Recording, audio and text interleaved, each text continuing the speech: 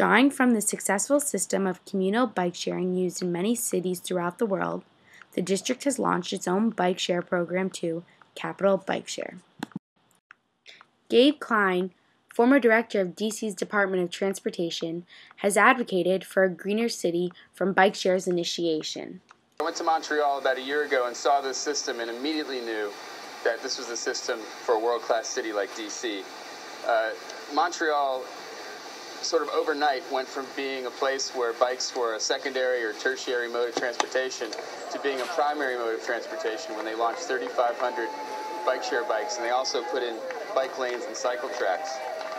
And when you match something like this, a system like this, it's this sophisticated, with really good facilities and physical upgrades throughout the city, then we can really start to serve people on a mass scale and hit a tipping point with cycling. So it's more than just something recreational. It's a basic way to get around. It's a primary mode of transportation, and that's what this system will do for the District of Columbia. I talked with Chris Holben, project manager for DC's Department of Transportation, about how the Capital Bike Share program works. My name is Chris Holben. I work with the DC Department of Transportation. I'm a bicycle program specialist, and I'm also the project manager for the Capital Bike Share program. Bike sharing is a self-service bicycle rental program that's in the District of Columbia and in Arlington County.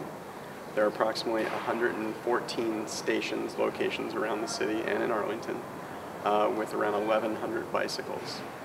And what that means is you can become a member either for a day, a month, or a year. Walk up to any of the stations, take a bike out, and use it, and return it to any other station in the city. The beauty of our system is that they're removable. They're solar powered, so there's no construction needed to connect to the electricity grid. We actually just sit them down on the concrete and plug them sort of together like Legos. They're in 10-foot sections. So we can either make them larger or smaller, or we can just pick them up and move them for any reason. Whether maybe there's construction in the area, we need to move it for trucks to get in, we can move them. If there are neighborhood concerns, or if there's a safety concern because of traffic can't see around the bikes. For all of those Capital Bike Share riders who have decided to trade in their car or bus ride for a bike, realize that these riders are responsible for contributing to the district's greener development. Keep in mind that the total distance covered by bike sharing programs per day is over 130,000 miles, or 5 times around the world.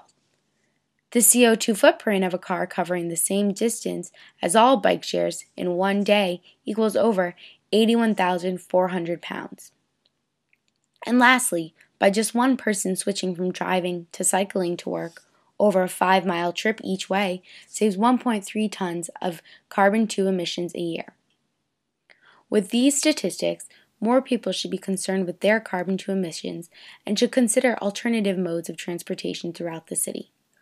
More importantly, residents and commuters of the district need to support and promote the expansion of Capital Bike Share.